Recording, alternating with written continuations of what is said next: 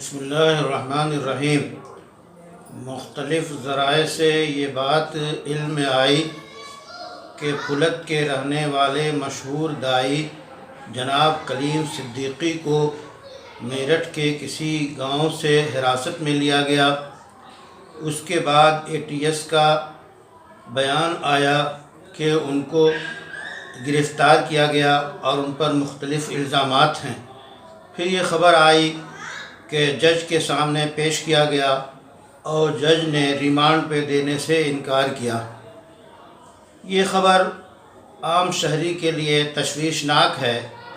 حکومت کی ذمہ داری ہوتی ہے کہ ہر شہری کی جان و مال، عزت آبرو کی حفاظت کرے۔ سپریم کورٹ کا باقاعدہ اس کی ہدایت ہے کہ کسی شہری کو وارنٹ کے بغیر گرفتار نہ کیا جائے، اطلاع دیے بغیر گرفتار نہ کیا جائے۔ ان قوانین کی ذمہ داری ایجنسیوں کے ذمہ ہے۔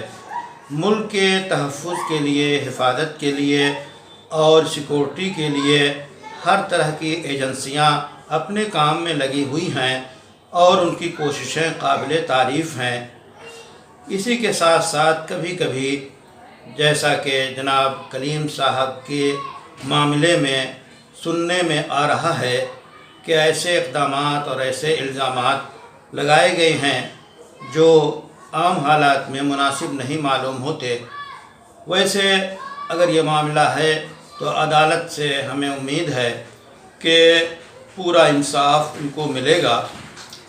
وہ ایک شریف انسان، عام لوگوں سے تعلق رکھنے والے، میل جول کو بڑھاوا دینے والے، برادران وطن سے محبت رکھنے والے اور تعلیمی میدان میں کام کرنے والے اور لوگوں سے اچھے تعلقات رکھنے والے ایک شریف انسان، ایک شریف شہری، ملک کا نام روشن کرنے والے۔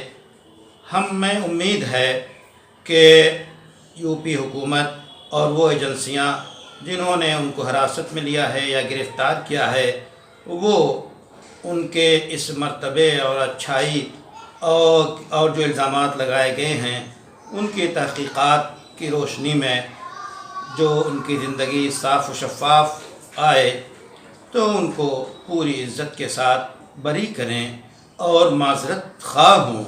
ہر ملک کا شہری بالکل وہی حیثیت رکھتا ہے۔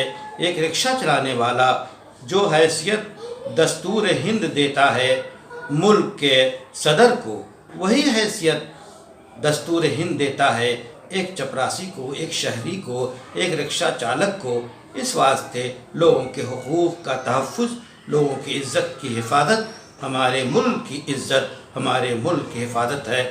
ہم ہمیشہ دعا کرتے ہیں کہ ملک کا امن و امان قائم رہے، ہر شہری ترقی کرے اور ملک کو ترقی کی راہ پہ گامزن کرے اور اس ملک کو ترقی پذیر سے ترقی یافتہ بنانے کی کوشش کرے۔